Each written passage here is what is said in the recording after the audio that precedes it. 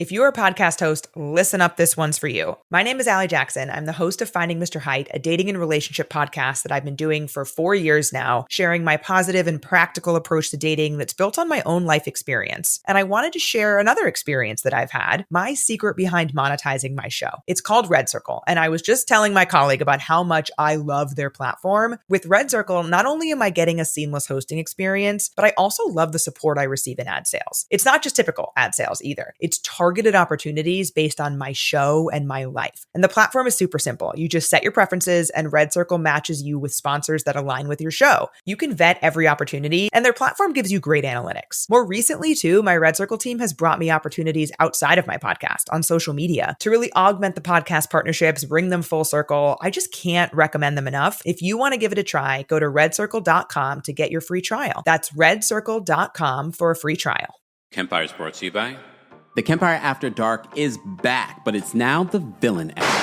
Yes, we are coming to Philadelphia on July 10th at City Winery. Then we're hitting Atlanta on August 5th, DC on August 22nd, then back here in New York City on September 12th. All shows have meet and greets, but a lot of people asking, what can we expect from the Kempire After Dark, the villain era? Well, Kempire After Dark, if you came to those shows, were already a night of hot topics, spilling tea, seeing a whole other side of me. So you can only imagine what the villain era is going to bring out. I'm so excited to bring to you a night of not just hot topics, but us recapping some of your favorite shows from Real Housewives of Atlanta to Real Housewives of Miami, but also talking about Tyler Perry, The Diddler, and so much more. Can't wait to see all of you in Philly, Atlanta, DC, and New York. The New York City show has a special live stream option, so even if you're coming to these shows or if you're not because you're in another city, that is your option. I'll see you guys this summer in a city near you. You're listening to Kempire here on the Kempire Radio Network.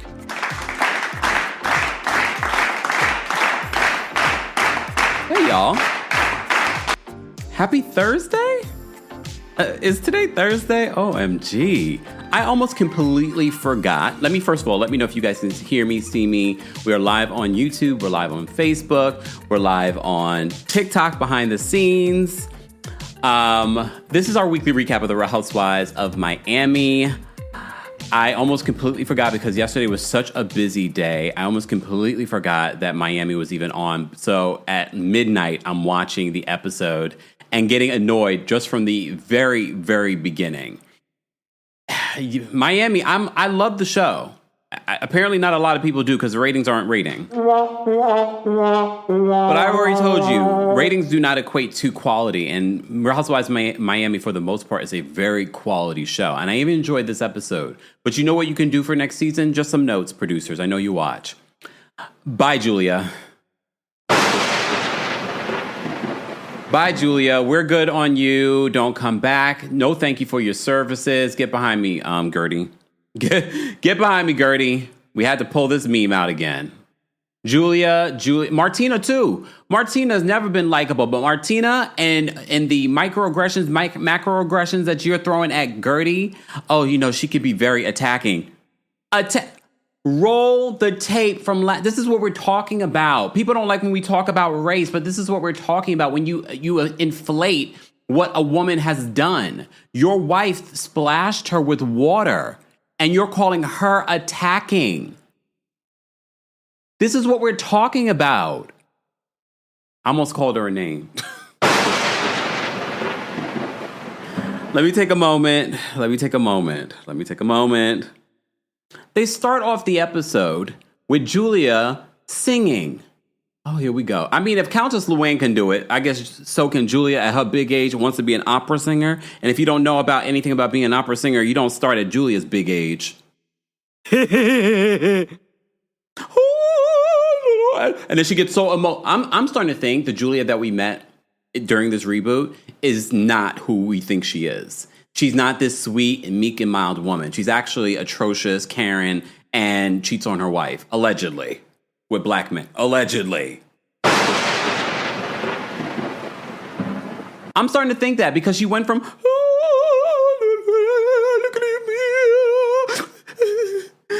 and the pianist is like, is everything okay? Well, I had some I had a situation and it involved water and da da da da da. Really, Julia? I already told you, you are a non-mother. I can't wait till July 10th. I'll be in City Winery, Philadelphia, July 10th. Because the way I'm going to go in next week, Alexander Rogers is opening up the show. I already know he's going to go in. So if you haven't gotten your tickets, Philly, I don't know what you're doing. If you're in South Jersey, I don't know what you're doing. I'm not coming to South Jersey. Sorry. But I'll be in New York City, so you can come to that show on September 12th. Before that, we'll be in Atlanta on August 5th. Then we're in D.C. D.C., come on, D.C. We'll be there in D.C. on August 22nd. Ticket information is available in the description. Anyway, back to Julia. And I, honestly, I sound better.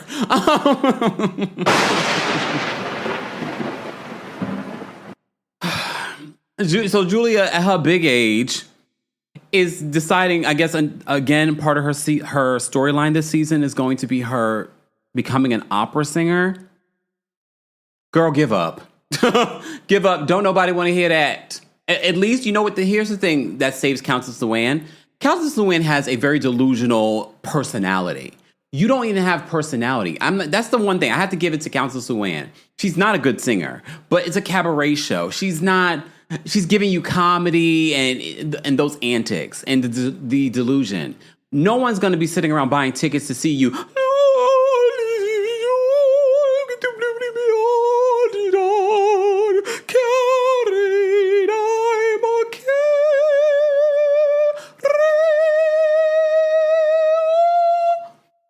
She can't even do that.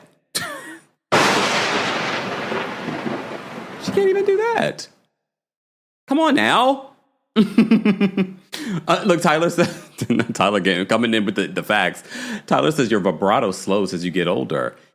To be an opera singer, there is a special diet. You have to start from a very young age, not a big age. And I'm not being an ageist. I'm just telling you the facts as a trained singer. I'm not an opera singer, but as a trained singer, your big age, you're not getting into opera and you're not any good. There, I said it. Since no one else will tell you, we know Martina. I think Martina allows Julia to do whatever she wants, including black men. Oh! It's funny because it's true. Allegedly. Okay, thank you, Dima. Dima says you sound better. Okay? Damn, we went really... Oh, no, well, it started... The episode for Real Housewives of Miami's episode started with Julia acting like a Karen. Look, I took notes, and some of the things that Julia said was so... And I don't want to say triggering. No, triggering is the only right word for what Julia was saying. Because she was making herself... She felt worse for Marysol's event than what she did to Guerdy. And you saw Guerdy kept up a brave face. Do I have the picture of Guerdy still? Hold on. I know I have it in here somewhere. Where is Guerdy's picture? Did I put it here? No, that's Kenya. I know I kept it in here for a reason. I know it's in... Oh, here it is. Is it? No, that's not... Oh, damn. Not that one. Oh, here it is. Look at Guerdy's face. Guerdy kept up a strong face after... Literally, you see her drenched in water. The makeup's not moving, though. The makeup is not moving. Oh, we're going to talk about Kiki Natural Eye on TikTok. Because Kiki's throwing Guerdy under the bus. So Guerdy literally kept up a brave face. But you see later when she has a conversation with Russell, that's when she breaks down. And production, I don't know about that music you were playing under that scene. That was very serious. Not fairly. It's very serious. All right.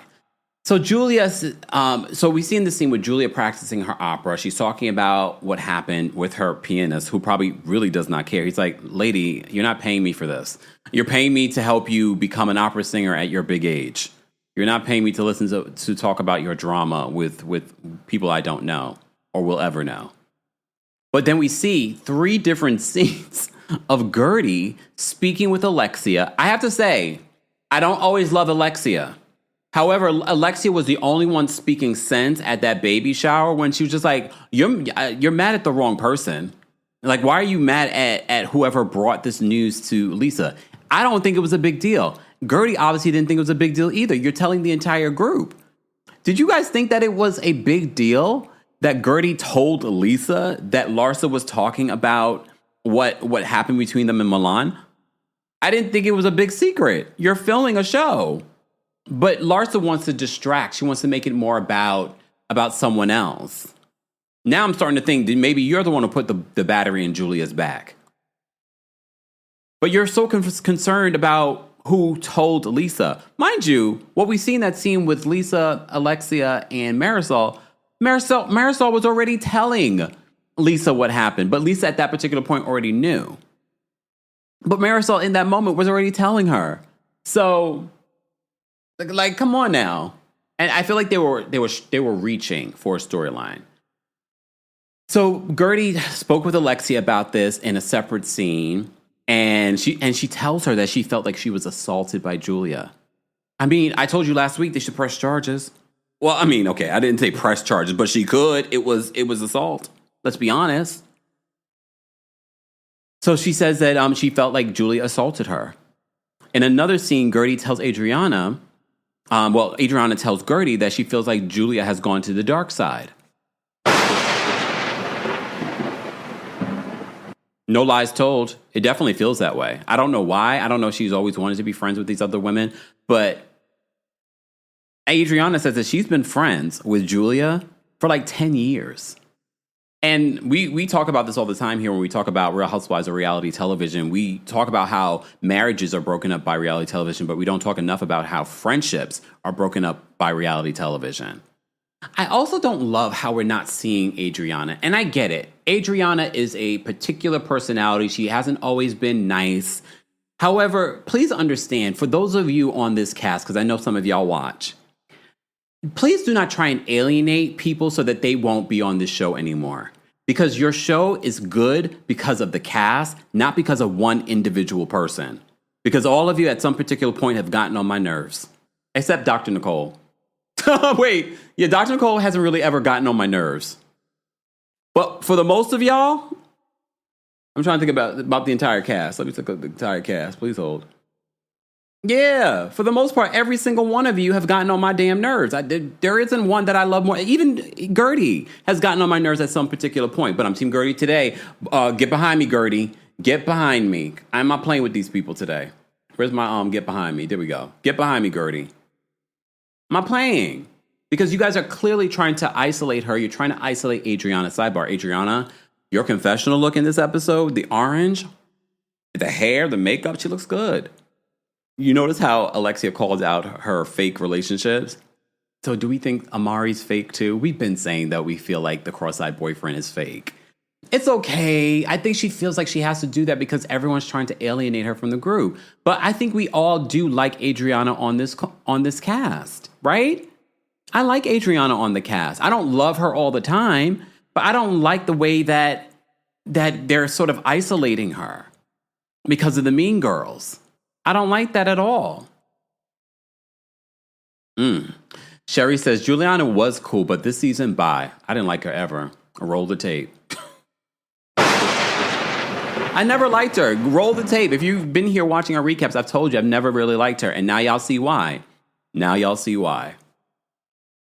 Guerdy also even had a conversation with Kiki. So she had multiple conversations with other people about the Julia of it all. Julia, in this conversation with her pianist, who really does not care. And he's like, can we get on with the lesson? You're trying to become an opera singer at your big age. We got a lot of work to do. So she's just like, you're such a Karen. You are the definite, people like to throw that word around. No. Julia is a Karen. She might be worse. Come to the Kempire After Dark show and I'll tell you what she really is. I'm not going to say it here. Philly, I'll see you on next Thursday, a week from today. Go get your tickets. Go get your meet and greet tickets, Philly. Or I'm never coming back. You think I'm kidding? Shout out to Philly, though. You guys have been buying your tickets. Anyway. But we're not sold out. Go get your tickets. TikTok, you too. Who's coming to the Philly show? Show yourself. Apparently shame works around here. Who's in Philly? All right.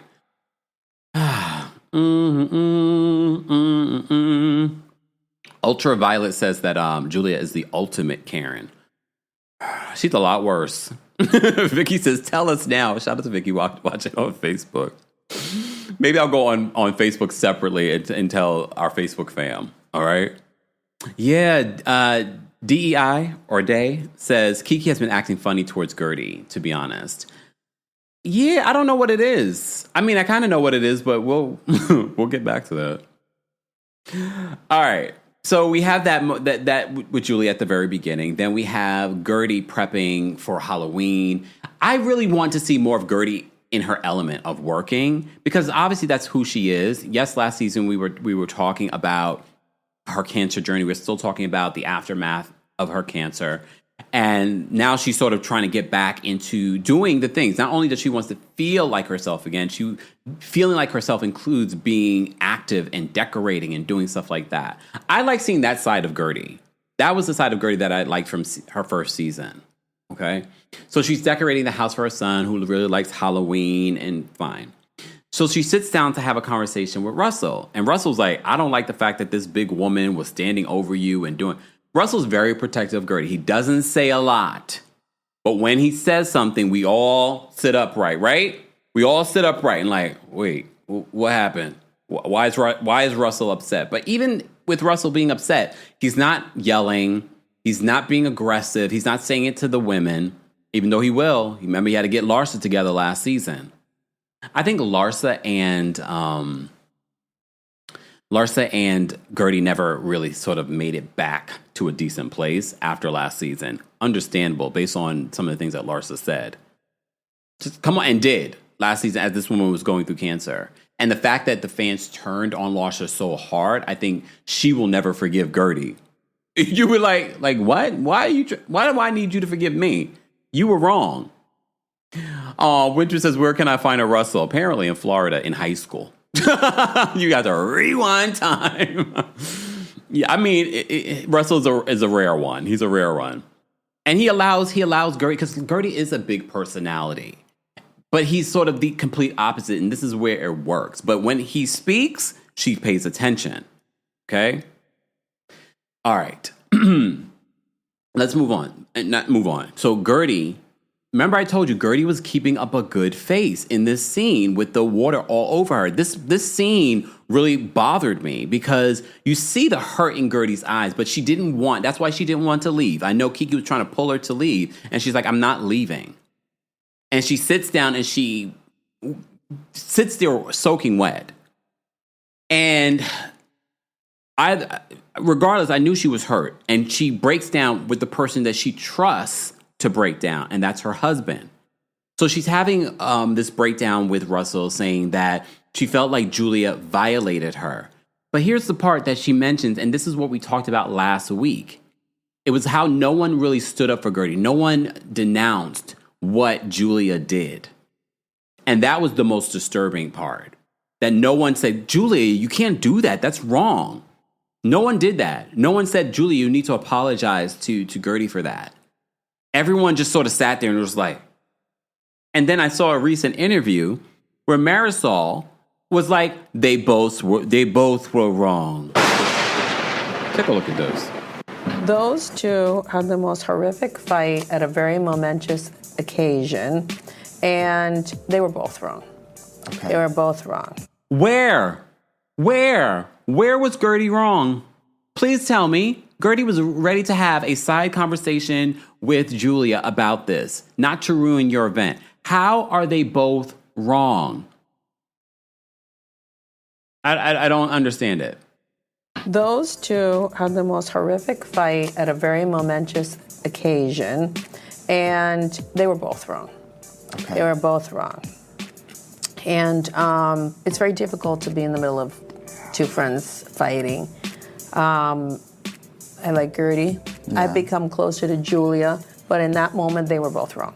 No, you were wrong for not saying something after one of your guests, splashed another guest. You were wrong. You were wrong. Julia was wrong. Alexia was wrong. Larsa was wrong. Kiki was wrong. You know who wasn't wrong in that situation? Guerdy. Guerdy wasn't wrong. Period. I'm not arguing with anyone about it. You can have your opinions. Go get you a YouTube channel and tell your opinion there. Julia was wrong, and all of y'all were wrong for not defending Guerdy. And guys, if you're just joining us, this is our weekly recap of the Real Housewives of Miami. Don't forget to like the video. It's an easy and free way of supporting not just my channel, but other channels as well. Thank you so much for the super chats, the VENMOs, the Cash Apps. Bernice, thank you for the super chat and for being a member. Bernice says, I prefer Adriana over Alexia. But like I said, I feel like everyone in this cast makes the cast. I feel like the entire group, we're not seeing enough of Adriana this season, and I think that's intentional. I think they've iced her out. And some people might say that Adriana did it to herself. I can see that, but we need to do better in involving her. We can't X her out. And that's why she decided to throw this baby shower. Do I think she wanted to throw a baby shower for her friend?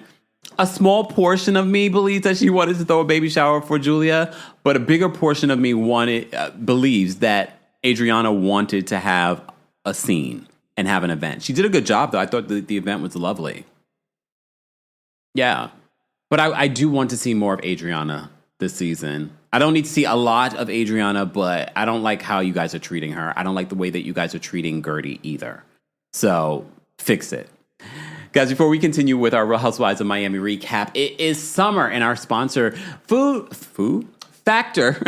Meals, is sponsoring today's live recap of the Real Housewives of Miami. You know, the summer can be hot. Who wants to be over a stove? Not me. And Factor has you covered with chef-crafted, dietitian-approved meals. They have Calorie Smart, Keto. They have Protein Plus. They have 40-plus add-ons. They got you covered this summer. Summer is here. More sun, more light, more time to do all the things that make summer so special. And the number one thing you don't want to be doing all summer?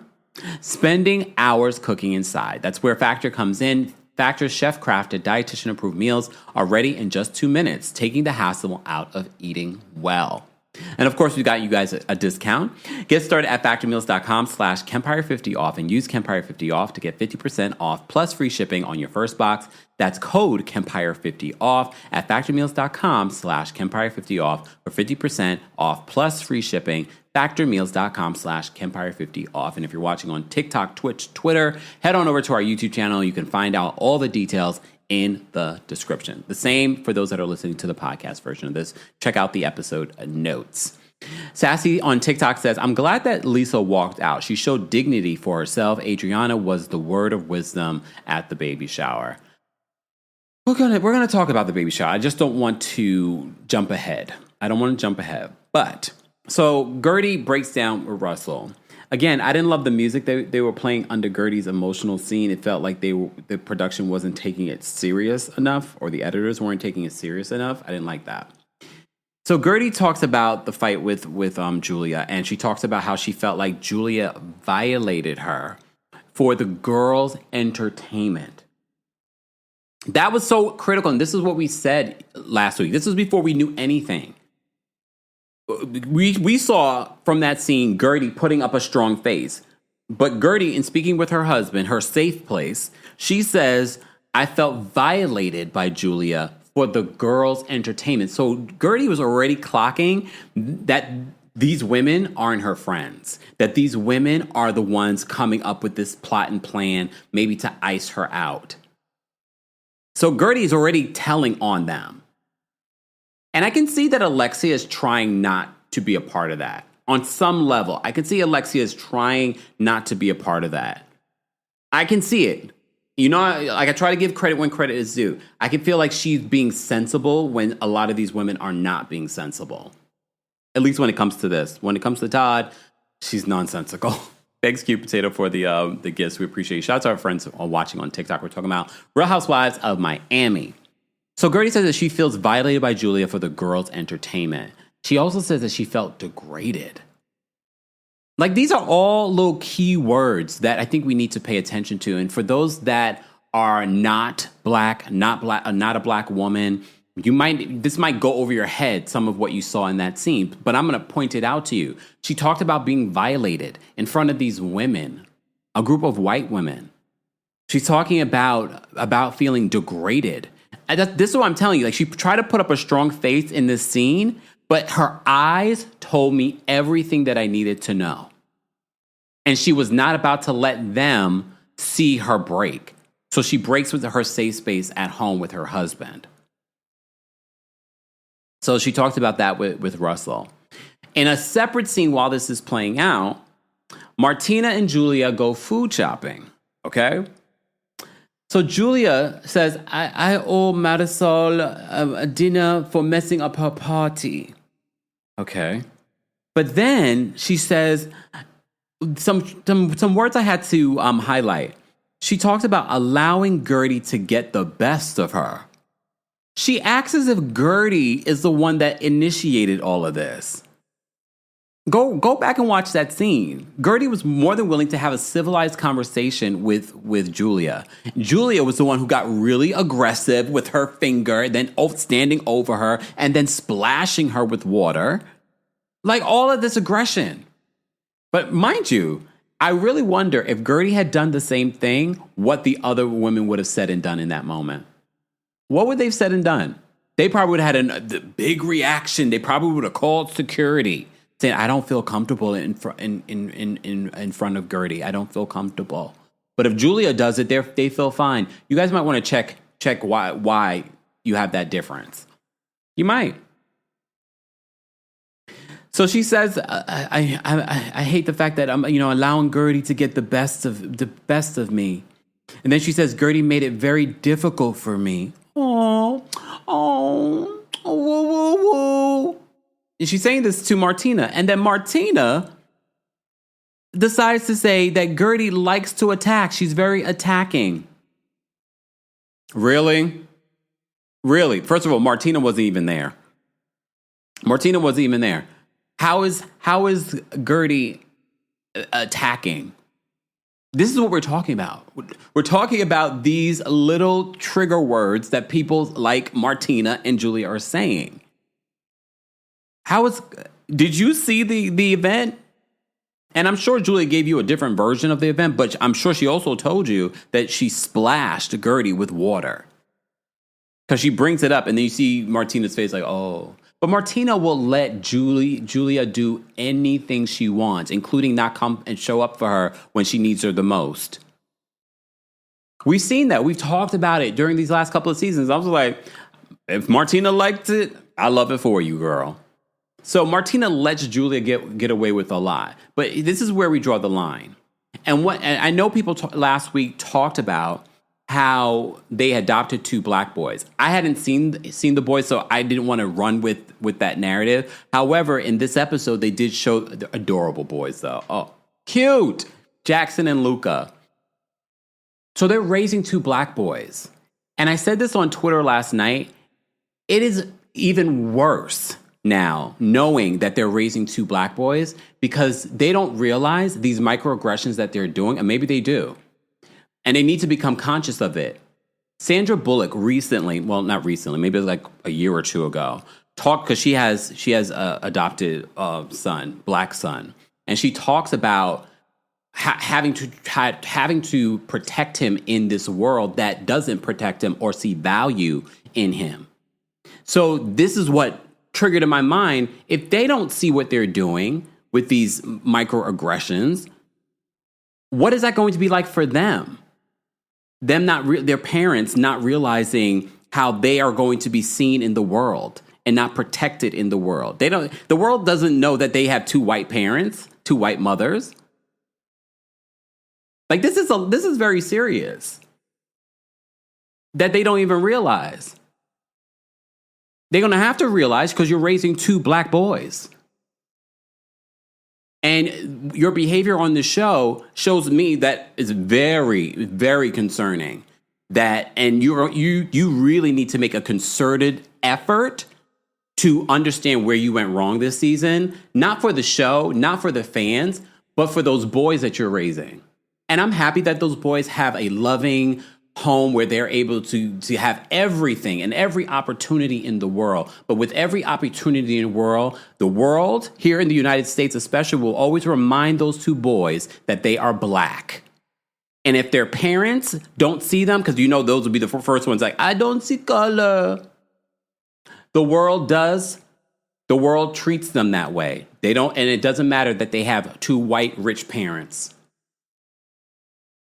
And especially when their white, rich parents are treating a black woman like this right now. Here we are. Here we are. Someone clip this and send this to Julia. DM it to her. They need. This is where it goes beyond just a show.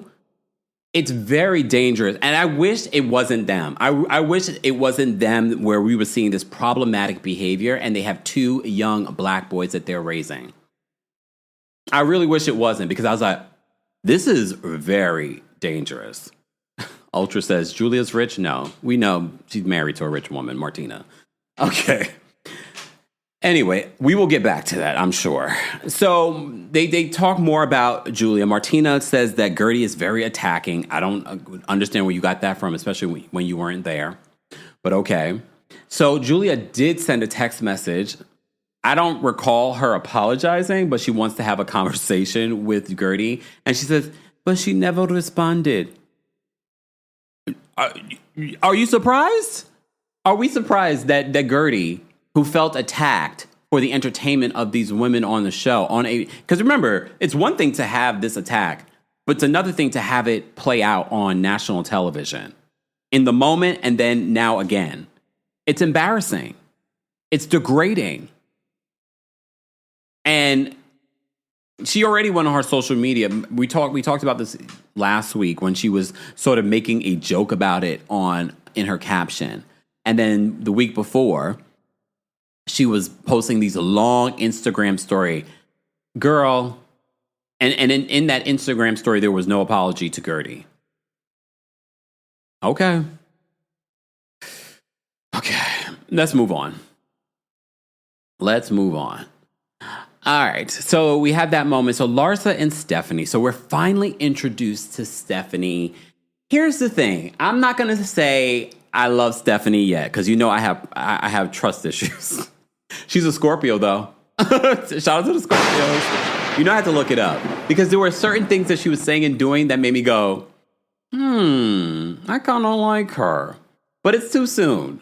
I like her personality so far. Like, she was coming in hot from the very beginning. And it didn't feel forced. It didn't feel fake. However, I do feel like they were trying to, exaggerate her luxury. Not saying that she doesn't have the luxurious lifestyle, but they want to emphasize it. They always do, even if the housewives don't have it on some of these cities. I'm not saying that Stephanie does it. Clearly, she does. This is her jet. We can't fake the funk like they did on Dubai with the faking of the cars. Oh! Who said that? What? Who? What? Now people are going to be like, what? Mm-hmm. Come on, now all those people were rich. Okay. Coco on TikTok says, Scorpios rise. Scorpios rise. All right. So far what I've seen of Stephanie, I'm liking. But the climate part of me, like the climate change part of me was like, why are we taking such a huge jet to Orlando from Miami for an hour trip? I get it for the reality show and for the fans. They love this lap of luxury. But then I think about all the things that have been happening with our weather. And I'm like, yeah, girl, we don't need to be just taking a jet to Orlando to pick up some dogs. There's just that side of me, okay? Okay, sidebar. Who's coming to the Philly show? Let me know in the chat. Remind me I have to mention something to you guys exclusively at the Philly show. And it's about Miami. Remind me. And just remind me it's associated with Stephanie. Remind me, Philly. Okay, who's coming to the Philly show? Because I'm going to drop tea there. This is because everyone's like, how is that show different than the one we get on YouTube? Very different. People that are attending spill tea. And then we have me spilling tea. Remind me. I got to write it down. I can't wait. I mean, it's not that juicy, but I'm not saying it here. You guys will hear it first. Okay? Exactly, Jasmine. Look, I get what they are doing. They want us to, she's so luxurious. She's flying an hour in this. It's a huge jet. It's not like a small plane. I mean, it made Anthony's plane look. Come on, let's be honest. It's a huge plane. So the carbon footprint of it all, Jasmine said, for an hour to go pick up some dogs. I mean, I guess she wanted to get there quickly because Orlando to Miami is like 4 or 5 hours in traffic. I don't know. Look, I don't know. I'm just telling you what popped up in my mind, but I get it. A lot of you are like, who cares about the climate and the environment? We want lap of luxury. Roshonda, remind me. I have something to spill. Okay? But we got to keep it at the Philly show. But when I come to Atlanta, I'll spill it there, maybe, if I remember. I am 40-something now.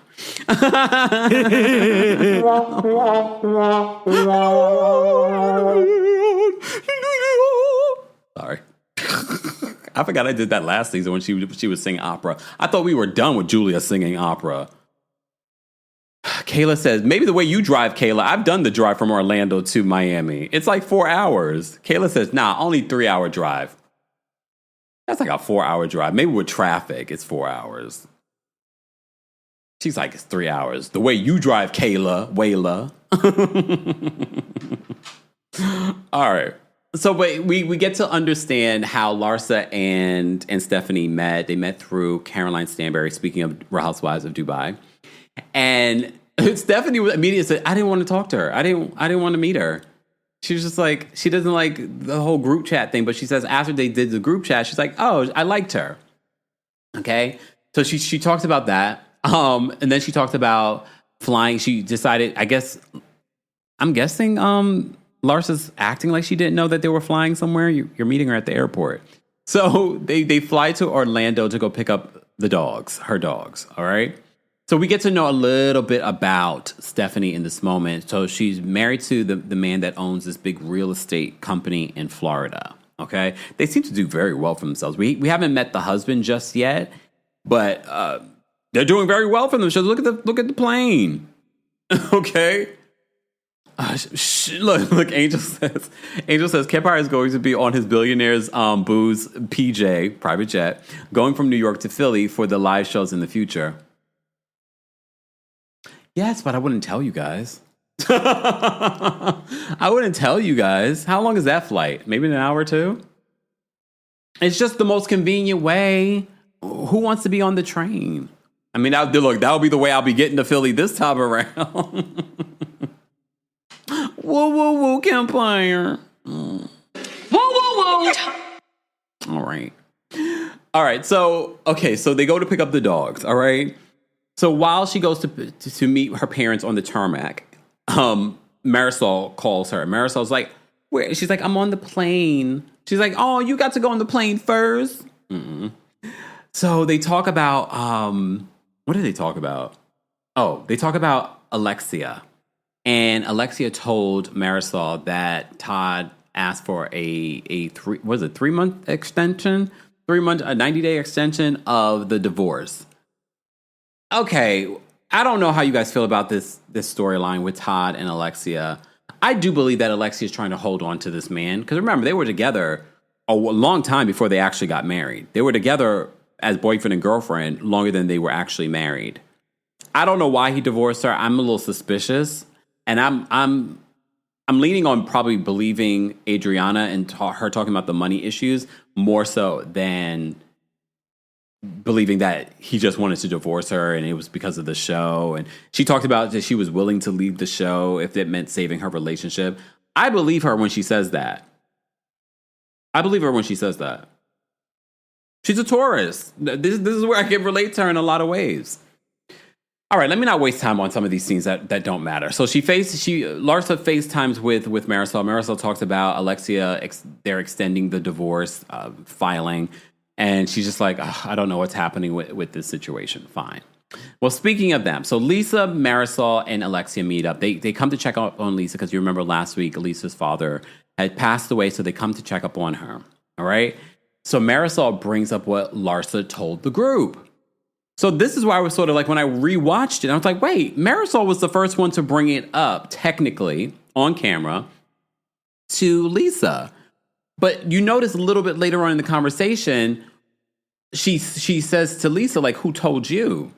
And because, remember, we also see Lisa has sent a text message to Larsa, because I'm guessing after Guerdy told Lisa, she text Larsa the picture of her dead father. Lisa is she's a little bit of a strange bird, okay? So Marysol brings it up that what happened at the event where Larsa talked about what happened in Milan. So they said that Larsa said that Jody was yelling at her, and that Lisa was telling him not to talk that way to her friend. And here's the thing.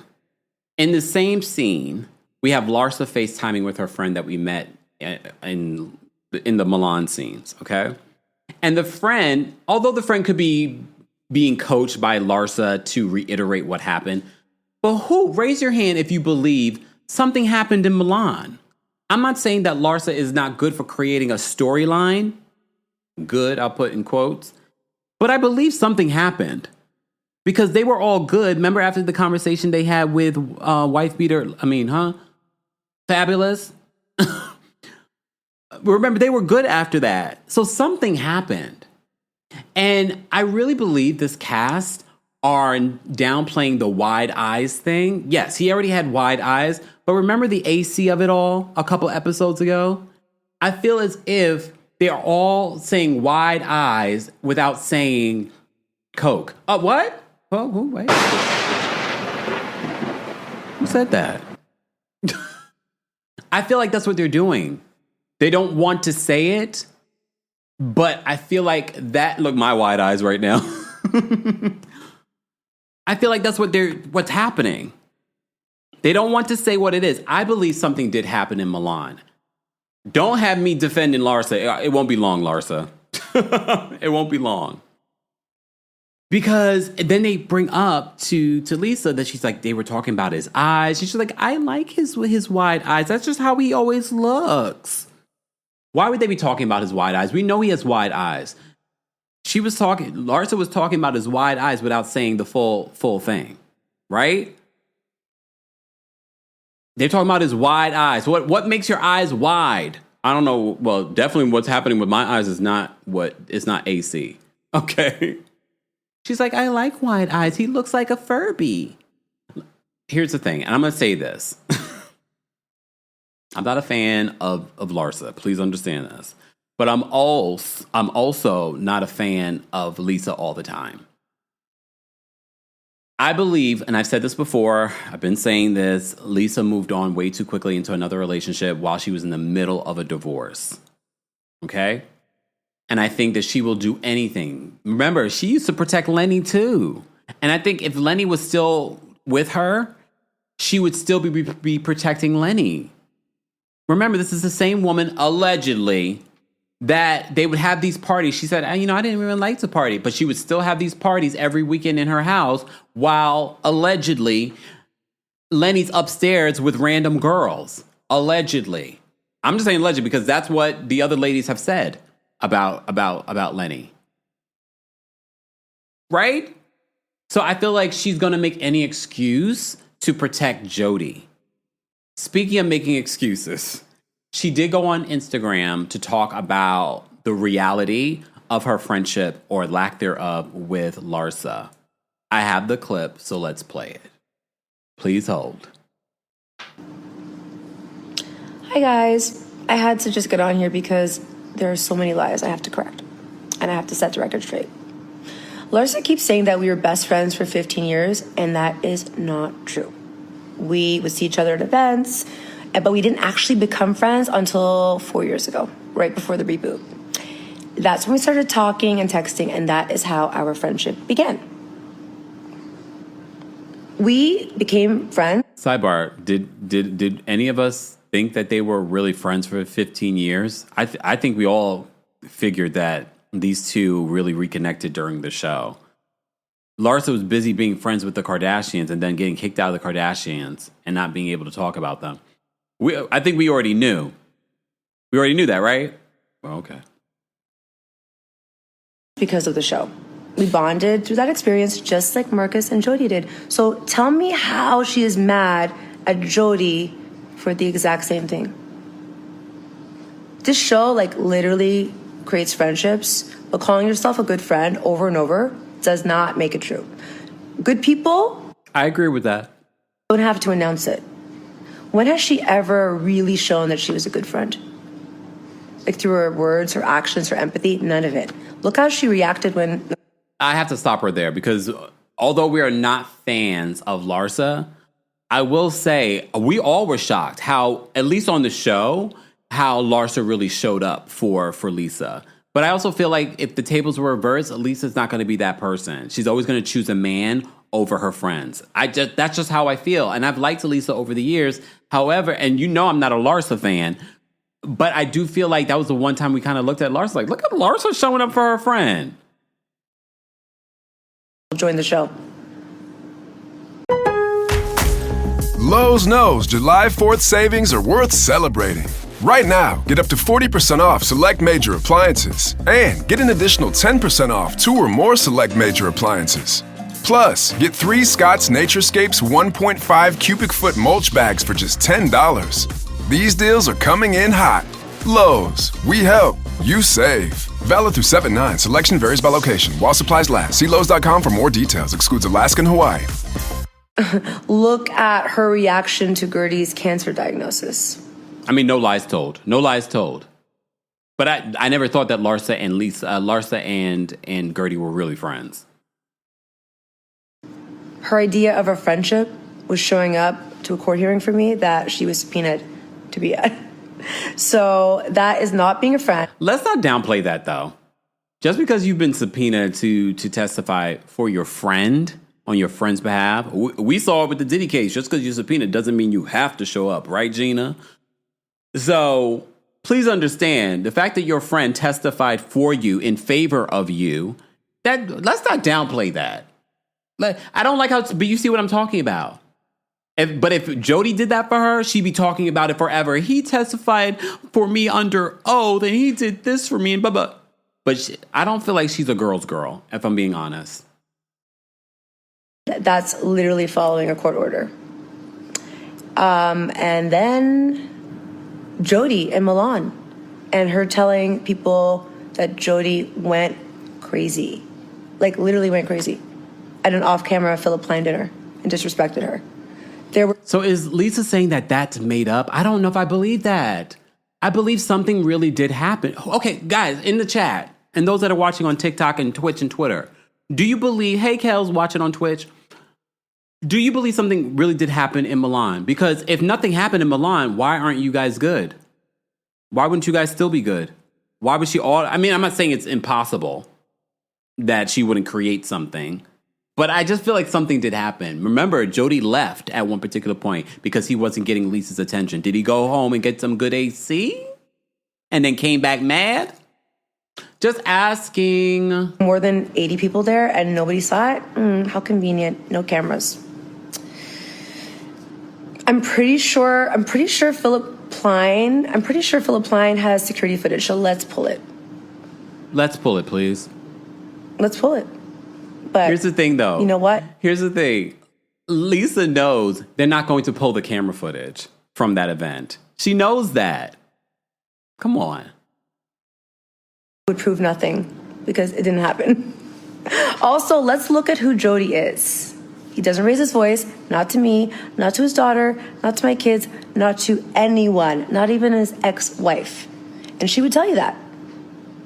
But Larsa is literally known for provoking people, yelling. She started that moment in Milan. She created that drama. Started what moment? I thought the moment never happened. What moment, Lisa? Now I'm looking at Lisa like, is it lying, Lisa? Okay. She was saying that there was no moment. Now all of a sudden there was a moment. For provoking people, yelling. She started that moment in Milan. She created that drama. This wasn't real. It was manufactured to fit her storyline. She's done it before. She'll do it again. So tune in next week as the Larsa Pippen tour continues. That's a funny face right there. Just where it froze. Sorry, y'all. Lisa, I hate the fact you got me defending Larsa. Larsa, buckle up, though. I got one for you later, though. Let me say thank you because we have quite a few. I didn't realize how many super chats we have. Thank you guys so much for the super chats. We appreciate your support. You can also support the channel just by liking today's video. If you're a member of the channel, I will be dropping a call link for you guys on the post tab. Matter of fact, let me just do that now. I'm not going to take calls yet because we still have a few more things to go through for our Real Housewives of Miami recap. But if you are a Royal Court member or above, I'm going to drop the call link for you guys. And shout out to our members. Become a member today at TheKempire.com/join. I actually think, if not today, tomorrow I will go live and replay the New York City show for our members. Okay, so members, check that out. Team Kempire's members, I will drop the calling for you guys shortly. Let me get into the super chats. Kendra, thank you so much for the super chat. Kendra says, Julia at her big age looking like a big deranged ostrich and her crooked looking wife. Ooh. I think Kiki wants to be the only chocolate person on the cast. I hope not. I really hope that's not what it is. Or it's just her always feeling like she needs to. I don't know. I don't like it at all.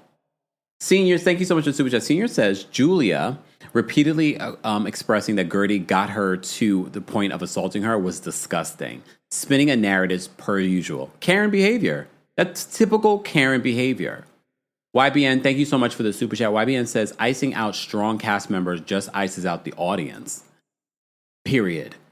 Let's be real. Bravo won't extend the same grace to Real Housewives of Miami that they did for Real Housewives of Beverly Hills. Point has been made. Amber, thank you so much for the super chat. Amber says, why did Guerdy greet Julia last episode with, you look like a friend I used to know? Is there more behind the edited show we aren't seeing? I couldn't tell you. I'm seeing the same edited version that you're seeing. It could have just been her saying that, you know, the friend that she used to know. You know what I mean? I don't know if we should read that much into that. It could be just sort of like we're not the way we used to be. Lady D, thank you so much for the super chat. Lady D says, former housewife Anna says that Julia and Martina adopted 2 black boys. Alarming. Yes, Lady D, we finally this week got to see the picture. They're adorable, but I have concerns. I do have concerns, especially with the microaggressions and macroaggressions that they're displaying towards Guerdy. Stephanie, thank you so much for the super chat. Stephanie says, I don't know if you mentioned this already, but Julia told the opera coach that a drink spilled and went everywhere. Such a lack of accountability. Julia is a fraud. I didn't say that, but thank you for the actual quote. Yeah, she said a few things. I was like, you are really trying to change the narrative behind what you did. Thank you so much, Stephanie, for the super chat. I think I got this twice. Thank you, Stephanie, for the super chat. Let me just make sure is it the same super chat? It is. All right. Thank you, Stephanie, for the super chat. Tasman, thank you so much for the super chat. Tasman says, Lisa used the words, my dead dad, too many times for my comfort. Not to be unsympathetic, but feels like she's using it for a storyline. Can we talk, especially with her theatrics at the end, and for her to start like, I didn't want to make this about me, and then she makes it about her by storming out. I do feel like she is, and I hate to say that, I get it. She lost her dad. She lost time with her dad. She regrets not spending more time with him. But we talked about this last week. I was like, well, if you knew he was dying, why are we going to Milan? Larsa shouldn't have said it. But at the same time, I'm thinking to myself, you don't have much time with him. It doesn't look good. So why don't you go there? And now all of a sudden, no, it's this big thing. But fine. Tasman, I get what you're saying. Not to be unsympathetic, but feels like she's using it for a storyline. Who else feels like that? Show yourself. Thank you so much, TikTok, for the gifts and the shares and tapping your screens. Keep tapping your screens. We're talking about the Real Housewives of Miami. Hey, Rita. Rita sent me a scarf, y'all. I don't have it in here, but she sent me this beautiful scarf. Thank you so much, Rita. We appreciate your support. She says, just started watching from the beginning. Best way to end the long workday. Lisa and Julia can go. Thanks. Thank you, Kemp. Thank you, Rita. Thank you for being here. Rita also gave me these peppermint teas, and then she gave me, because you know I love the William & Sonoma lavender honey, so she gave me the one from Germany. Look, in the jaw, like, yeah. You know, I love tea, Jamaican. All right, let me focus. Okay, so we talked about that. Oh. Okay, so she sent that picture of her dead father to Larsa because Guerdy had told her. But Lisa refused to tell Marysol when asked, like, who told you about what happened at the event? As if it was a big deal. I don't understand why they were making it. This is where sometimes the housewives start producing themselves. You know what I mean? This is when they start producing themselves and it's like they're trying to create drama. And I'm like, come on now. We don't need that. Okay. So the next scene, Larsa. We already talked about Larsa FaceTime with her friend that was in Milan, and they reiterate the story. Again, I believe, even though I do feel like the friend was coached into bringing up the story during this FaceTime, but I believe something happened. I don't believe Lisa when Lisa says nothing happened. That, for me, just, again, confirms that maybe Jody was acting out of character because cameras weren't around. Might be that AC getting to him, allegedly. All right, so she FaceTimed with them, and then this is where Larsa says that she feels like Jody is a social climber, and she's concerned that he's involved in all of Lisa's business dealings. I'm not that concerned that he's involved in her business dealings. That's just who Lisa is. I feel like Lisa doesn't have a full brain. Oh, I just feel like I could see her allowing a man to take over her life. She likes that. When she was married to Lenny, she didn't have to worry about a thing. She didn't have to think about a thing. You think the last thing that she wanted to do was go from having everything taken care of to now having to take care of herself? She likes the fact that Jody's going to come in, pay her rent, take care of anything, be involved in all her meetings, all this stuff. She likes that. So I'm okay with it, but I agree. Larsa says that she feels like Jody is a social climber. Patricia says, I don't believe Larsa. Okay. That's fine. Look, we can agree to disagree. Hannah says the AC makes people go crazy. Yeah. Mm-hmm. Especially when you're abroad. That abroad AC. I love that we're getting scenes with the friend Dove. So we get the scene with Kiki picking up her father. Her daughter Summer is adorable. I love her daughter's just like, I want to go somewhere. We're going to the airport. I want to go somewhere. And she's like, where do you want to go? Party. You want to go party? Yes.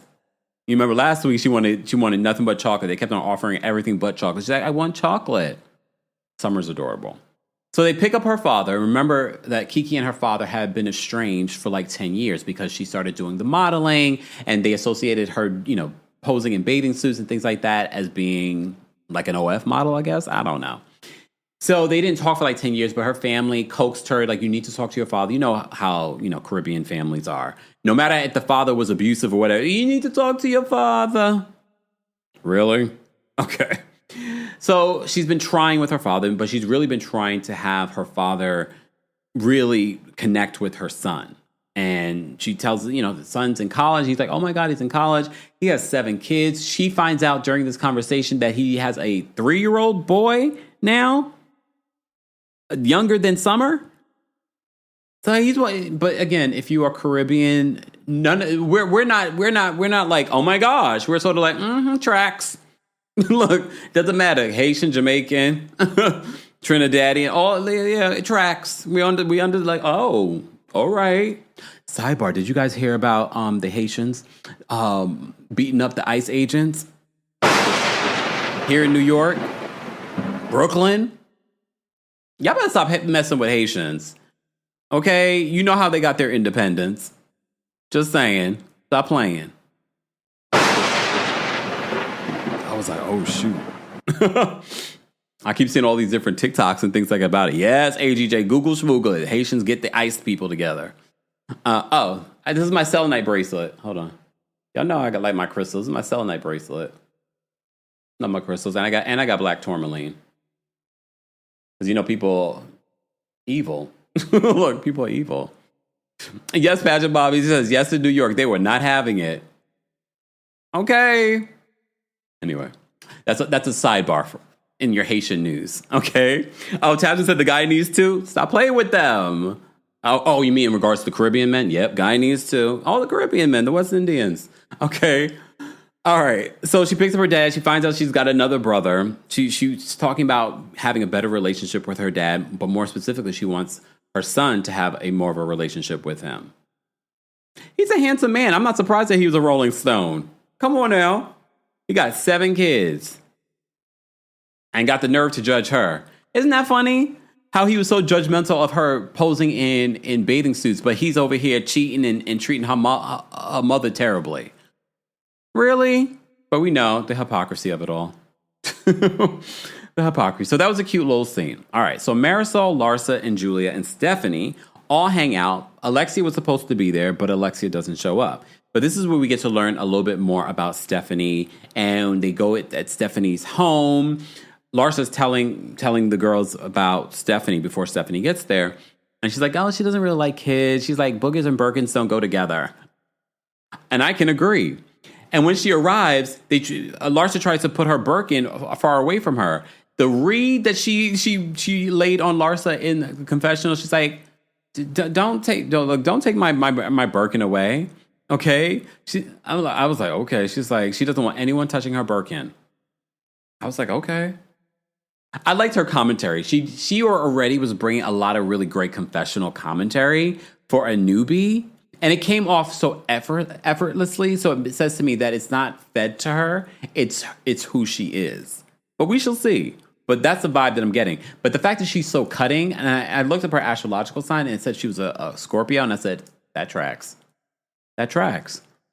So we get to know a little bit more about how she met her husband. There is an age difference between them. But she's honest. She's like, I didn't really love the age difference because she doesn't like the stereotype of, you know, a younger woman dating an older man and how people view people like that. And I kind of respected that. I was like, oh, so she really is not like just a gold digger. Yeah, she likes the lap of luxury.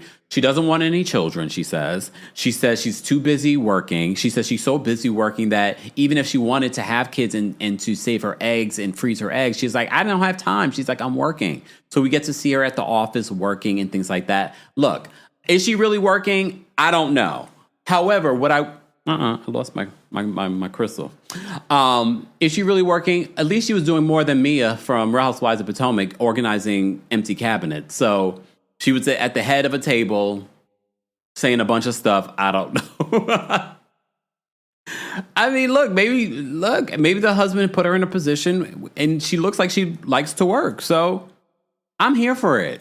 This is part of what people like of Miami. They like to see the luxury. That's why people had to have that scene of them just going to Orlando for the dogs in her huge plane. I won't be surprised if she flies them up for the reunion. Okay. And how do you guys feel? Like, her style is different. Her style doesn't give me Miami. It gives me like, I guess her style is, what's the word? It's a little old school. It's a little older because she's only 40. She's going to be 41 at the end of the year. Yeah, I looked it up. So it's how would you guys describe her style? Her style is like, it's a lot of Chanel, a lot of like collars. She doesn't dress provocative. She definitely seems like an old soul. You know what I mean? Tyler says, may that life find me. May that life, Savannah says, amen, Tyler. You know what? Y'all are our best. May that life find me too. I would love to have a private plane. However, I understand it's not good for the environment. Okay. But I can carpool or airpool, right? It's a big plane though. It's not one of those little small ones. Right, Anthony? Sorry. I mean, he's still got his own plane and his own boat. Anthony's not hurting, okay? Oh, is that what you... Okay, Kay Sandra says, cosplay old Gidget. Yes. Yeah. Tasman says it's like Upper East Side old money style. We find out that she's Colombian. She talked about growing up on a farm. Like 3 months out of the year, she would be in Colombia on a farm. And Larsa is actually surprised by that because that's not who she thought she was. Julia loves it. She's like, oh my God, you love farming too. So Julia's already loving her. Here's the thing. I feel like this is very Housewives, very Mean Girls, very sorority. Like, they are trying to woo her onto their side. This newbie. Because remember, Dr. Nicole was really close with Guerdy, is really close with Guerdy and Adriana. So the new girl, they want to bring on their side. That's the vibe that I was getting with how they were sort of like cultivating this new friendship with Stephanie. Okay? So, and I forgot to mention, Larsa talked about how Guerdy was baptized by Julia on the plane. I forgot to mention that. I felt like that was a gross way of describing it because it wasn't, that's not cute. That's not funny. And remember, we have to remember, Larsa's raising black children. Yes, they're biracial. However, the way that they will show up in the world, a lot of times people will view them, like Preston, as black. Just saying, if we're going to talk about Julia raising black boys, we got to also talk about Larsa raising black children too. And how she didn't step up in that moment. Okay. Oh, okay. Thank you, Norma. Norma says, Kempire, she is a Latina that has not grown up in the U.S., so she maintains a certain conservative style. Well, she's grown up. Remember, she was born in Miami, but she spent 3 months out of the year in Colombia. So she did grow up in both places, but I can see that. I can see her being, that is the word I was looking for. She dresses more conservative than we see some of these other women dress. I can appreciate it. And I like that she's her own person. Stephanie, I know at this particular point, you're probably going to start watching a lot of people talking about the show because you want to see what people think about you, but you probably don't care because you're also a Scorpio. Good. Keep that. I like what I got from Stephanie so far.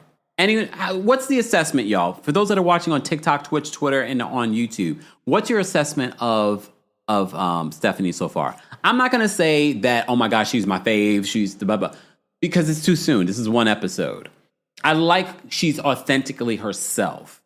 I think she actually was a good addition. Who cast her? Remember, production does new casting. Who cast her? And is that why Dr. Nicole decided not to come back? Because she did date Anthony before. Is that why Dr. Nicole didn't come back? I don't see that. The more I see it, if Stephanie was still single, then I could understand. But I don't think so. Stephanie seems to be very happily married with her husband. Well, we'll see. We haven't seen their relationship yet. Well, okay. Pageant Mommy says, I enjoyed her on the episode. So far, I like her. Belisha says, she's all right. Wendy says, she all right.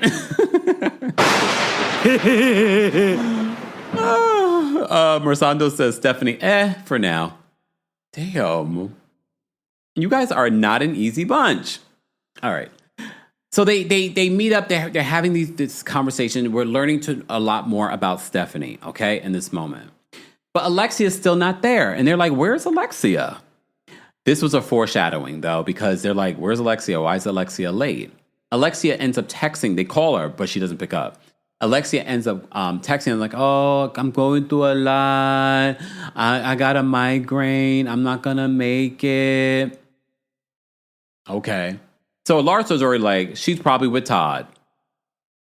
But there's a foreshadowing because Stephanie says, you know, one of my pet peeves are people that are late. Have you guys seen the preview for next week's episode? Lisa and Stephanie get into it about her being 2 hours late. And again, that scene again made me like Stephanie a little bit more because I also don't like when people are late. That's happened to me a couple of times recently. I'm like, oh my gosh, why are you late? Come on. So that's her pet peeve. So that's sort of like a foreshadowing of what's to come next week. But I believe Alexia was with Todd. I don't believe that she had a migraine. I believe she was actually with Todd. In my opinion. What do you guys believe? All right. So before we move on, guys, don't forget the Kempire After Dark show is coming to Philadelphia a week from today. It's literally a week from today. We'll be at City Winery in Philadelphia. Go get your tickets. Meet and greet tickets are available as well.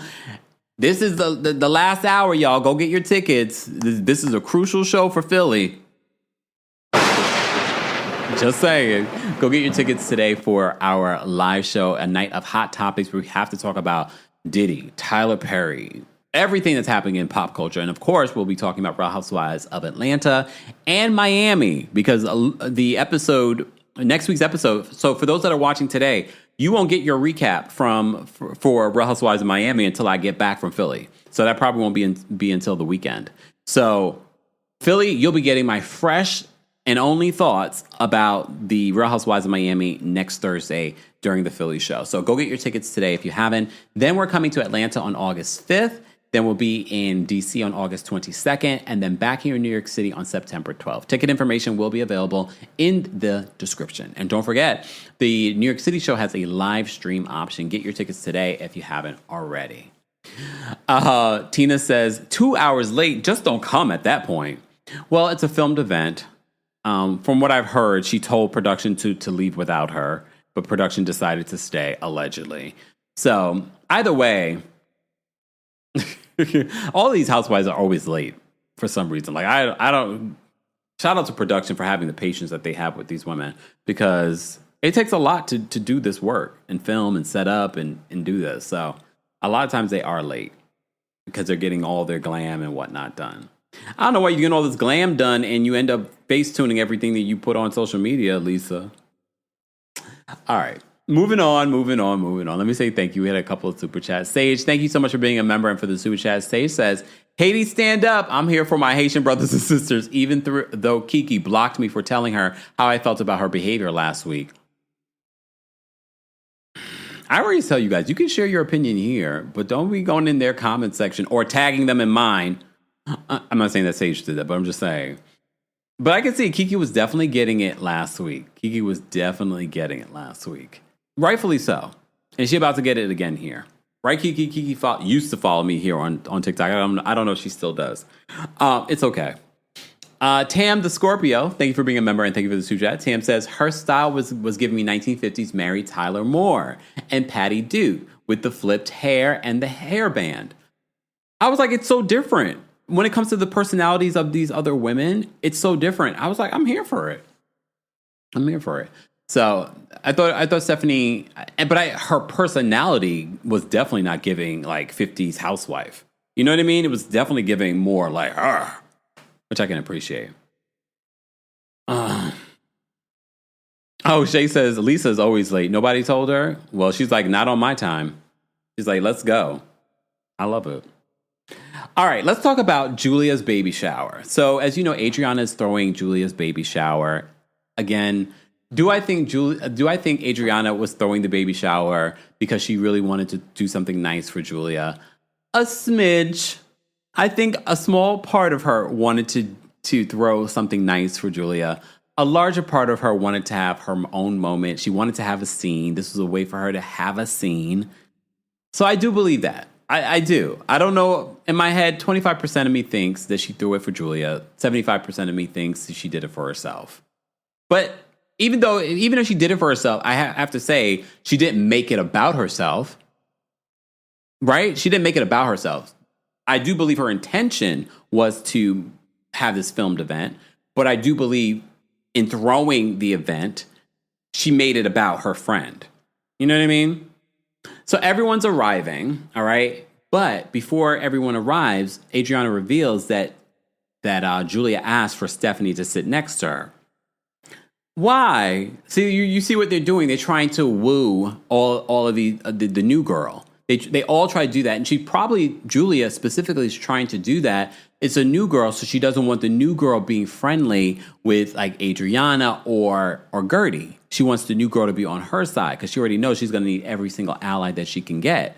But let me tell you something right now. Anyone that defends Julia's behavior, you're now the enemy. Get behind me, Guerdy. Look. You're now the enemy because I don't know how you could justify Julia's behavior. Those two had the most horrific fight at a very momentous occasion, and they were both wrong. Okay. They were both wrong. And it's very difficult to be in the middle of two friends fighting. I like Guerdy. Yeah. I've become closer to Julia, but in that moment, they were both wrong. Really? They were? Okay, exactly. Elle says, and Adriana was like, I agreed to sit her across from Julia because she was like, I'm your best friend. I'm the one who's throwing this. I'm going to sit next to you.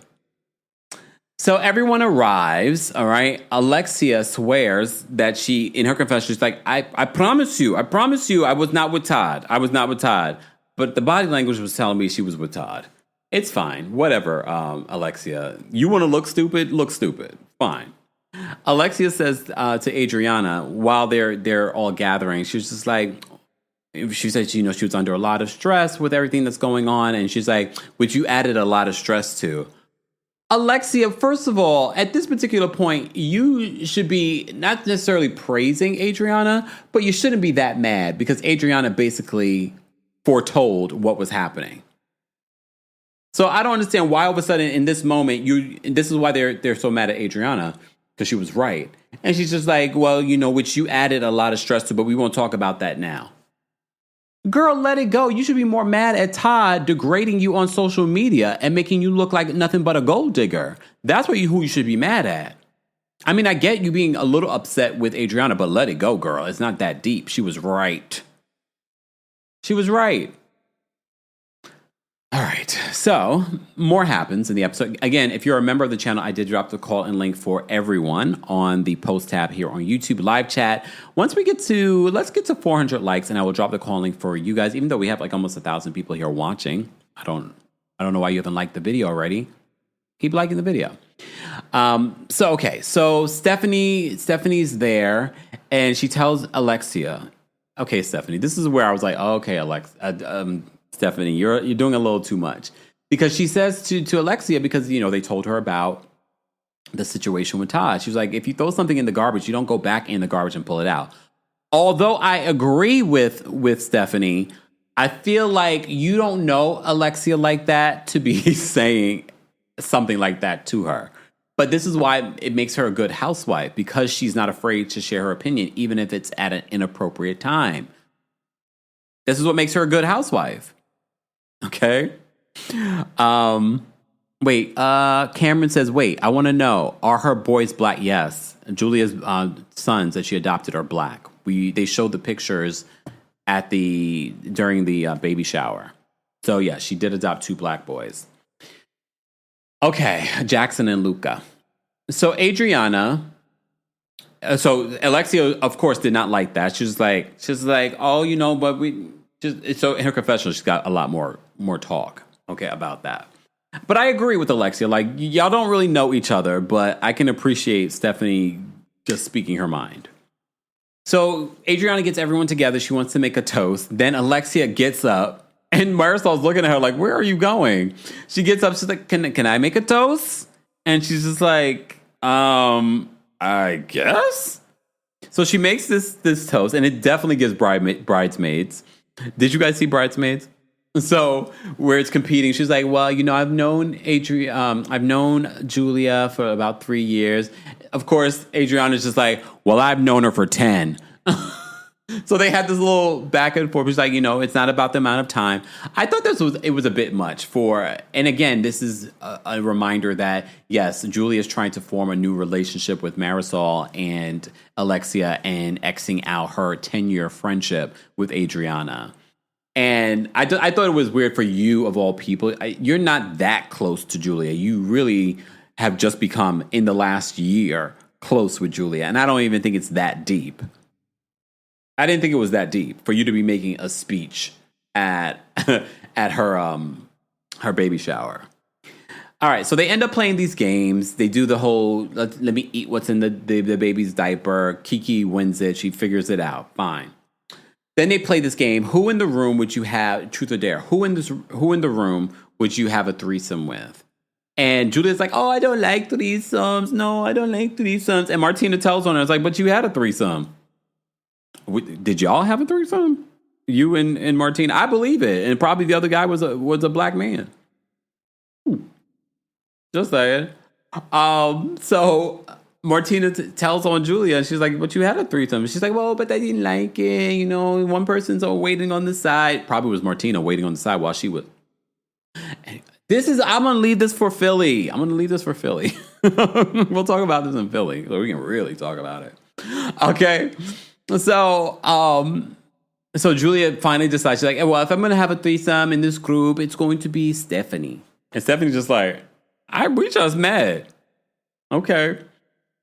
And for those that were wondering where Guerdy was in this moment, Kiki revealed that Guerdy was in New York City at the time. All right.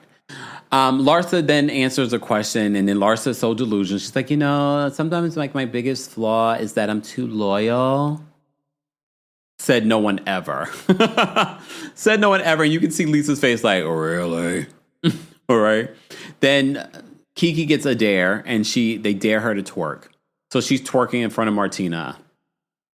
All right. All right. Okay, Poppy says that Kiki's an op. Because Kiki in this moment, because they start talking, Lisa gets up to go to the bathroom, and they start talking about before we get to that. Lisa talks with Stephanie, and she was like, oh, I heard you have an airplane. And she's like, I'm trying to be friends with the people that have jets and yachts. And I'm so glad that Stephanie in her confessional was just like, I don't want to be friends with someone that just wants to be friends with me because of my jet or my yacht. This is who Lisa is. And this is for the Lisa defenders. Like, do you see what we're talking about with Lisa? Lisa is surface level. Larsa can be surface level, but we've seen other sides of Larsa that show that, okay, sometimes she has some depth. Sometimes. For the most time, she's always at the Kim Kardashian surface. Okay? But Lisa's like, yeah, I want to have friends with yachts and jets. I was just like, this is who she really is. Okay? And then Stephanie's just like, okay, weird. But at least she's telling you who she really is. So Larsa, when Lisa steps away, says that she's upset that someone told Lisa about what happened at Marysol's wedding celebration. And I love the fact that Alexia was the only one at the table saying, it's not really about that. That's not even the point. Like, whoever told her, that's not the point. And I had to rewind it back because I was like, why are we more mad at who told Lisa than we are about what you were doing or sharing at this event? But at the same time, I didn't see a problem with you sharing what happened in Milan. You were basically saying, this is what happened. But Lisa's saying that was a lie. And of course, Lisa was not happy about it. I think the part that people are missing is that when Lisa found out about it, Lisa texted Larsa that picture of her dead father. Her words, okay? So when Lisa comes back, are you guys talking about me? She loves it. And Julia instigates this. And even Kiki calls her out like, why are you instigating this? Because she's like, who here is the one that told Lisa about what happened at the party? And I'm thinking to myself, why are we bringing this up? Why is that important? That's the part that I don't understand. Exactly. Pageant Mommy said that Larsa just shared her experience at the event. I didn't think that was a big deal, but I think the reason why Larsa's upset is because Lisa texted her upset. So Julia brings it up. She's like, who here is the one that told Lisa? And Lisa's just like, it's not important. And Lisa's like, I'm not a rat. I'm not bringing it up. I'm not saying. Because she knows it was Guerdy. So eventually, Kiki's was like, well, Guerdy's the one who told me. Why did you have to say that, Kiki? You could have just stayed out of it. This is why people are calling you the ops. You did not have to say anything. But I know Kiki wants to be full-time on this show. I don't know if at this particular point while they were filming, if she knew that she was still going to be a friend of. Because remember, they're filming these separate scenes with Kiki. So I don't know if in her head she was thinking, I need to work overtime in order to keep my position on the show. Because you didn't need to. And look, when they flash back to when Guerdy admits that she was the one that told Lisa, Guerdy was like, and? She's just like, yeah. She's like, I told her. Because it wasn't a big deal. It wasn't a big secret. You're talking about something that's being filmed. You're talking about something in front of the entire group. You're talking about something that Larsa and Guerdy aren't that close anymore. I didn't see a big deal with what Guerdy told Lisa. But Larsa wanted to make it more about someone telling her that. She's like, she's grieving her family. No one should be going to her and spreading a narrative. You're just upset that Lisa found out that you were talking about her and you were confronted with it. That's why you're upset. Let's talk about what you said. Let's talk about the incident and not who told about the incident. But Jillian says it's not a big deal. It's not.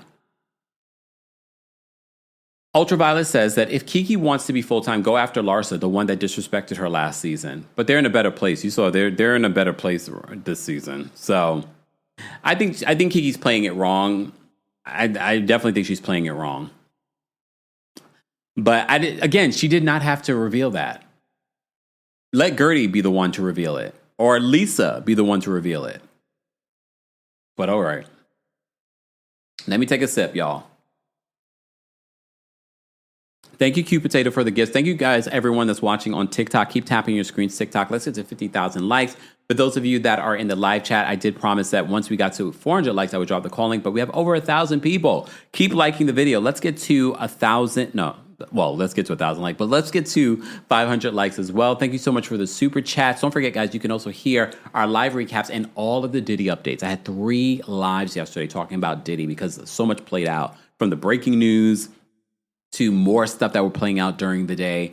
And then he was denied bail. All of that you can hear on the Kempire podcast, along with our live recaps like this one. All right, Kendra, thank you so much for the super chat. Excuse me, y'all. Kendra says, Lisa was late on Anthony's plane and late for the reunion. Oh, Kemp, you've been reading today. Have I? I didn't say anything. Stop lying on me. Tina, thank you so much for the super chat. Tina says, I love that Stephanie gathered Alexia at the shower. But did she lie? I mean, I do feel like, oh, wow, to come in so strong with someone you don't know. But at the same time, I appreciate it. It just says to me that she's going to be a good housewife. So apparently a lot of the women have known, or at least, what was it? Marysol says she's followed Stephanie on social media for like 2 years. Okay.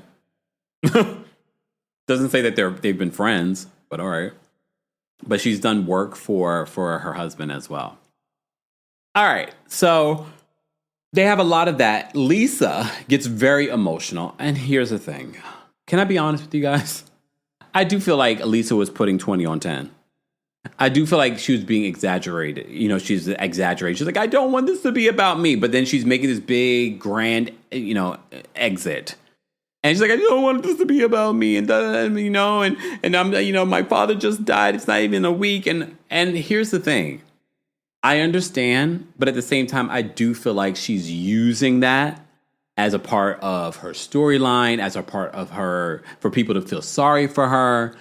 I do feel that way. I have to be honest with you guys. I hate to say it, but that's how I feel. Okay? So she makes this big exit, all right? Probably, do you think that she made the big exit and the big drama because she didn't want Larsa to bring up the fight? Because remember, there was something that happened in Milan that Lisa's denying happened. You know what I mean? So I'm wondering, are you trying to avoid, and that's why you exited? Because you felt like it was going to go from talking about who told you to talking about what happened in Milan. Just asking, wondering, maybe, we shall see. Mia. Mia says, Kiki did nothing wrong. Kiki hate is forced. Kiki, get off your burner, girl. But thank you for watching. Kiki did nothing wrong. This is my opinion. I think that she was wrong for carrying news that she did not need to carry or getting involved. If Lisa did not want to reveal who told her, why is it your job to bring the news? Or trying to pull Guerdy away? Or tell Guerdy to change her personality to fit in with these white women. The Kiki hate is rightful. We've been people that said, oh no, we like Kiki on the show. We think that Kiki has potential to do more on the show. So please understand, the Kiki hate, which is a strong word, you used it, I didn't, is not forced at all. But Kiki, get off your burner, girl. Get off your burner, girl. All right. What else happened? Oh, so Lisa makes her grand exit. We see the preview for next week's episode. I will say this. Although I don't love some of what's playing out when it comes against Guerdy and Adriana on the show, I'm still locked in when it comes to Real Housewives of Miami. If you guys had to rate this week's episode of the Real Housewives of Miami from 1 to 10, how would you rate it?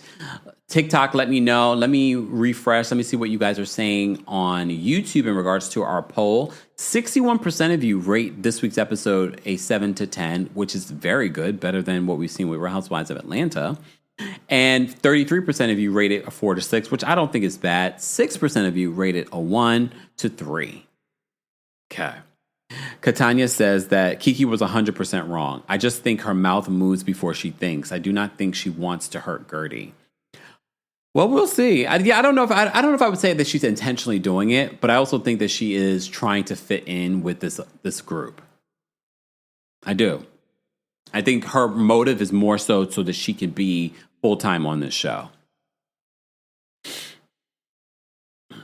Exactly. Foxy says, yes, Kiki was wrong. However, that does not mean she is a bad person.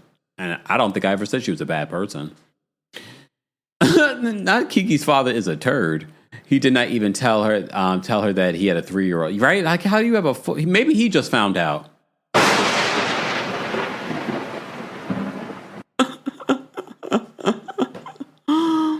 Maybe he just found out. Come on. It's funny because it's true. Oh, damn. We got a long line backstage. All right. Let me get to the callers. I've already been talking for an hour and a half. You can tell I like this show, right? Because I've been talking for an hour and a half. I can't say I can do the same when it comes to Real Housewives of Atlanta. That's not true. I think I did the same thing last week. I think Real Housewives of Atlanta's episode was almost 3 hours last week. Well, after this, I'm going to take a nap because I deserve it. I never take naps. Vanessa, thank you so much for the super chat. Vanessa says, Kemp, something is not adding up with Stephanie. She says she met her husband 14 years ago, but his divorce was finalized in 2018. Rumor is that she used to work for him and that he left his wife for her.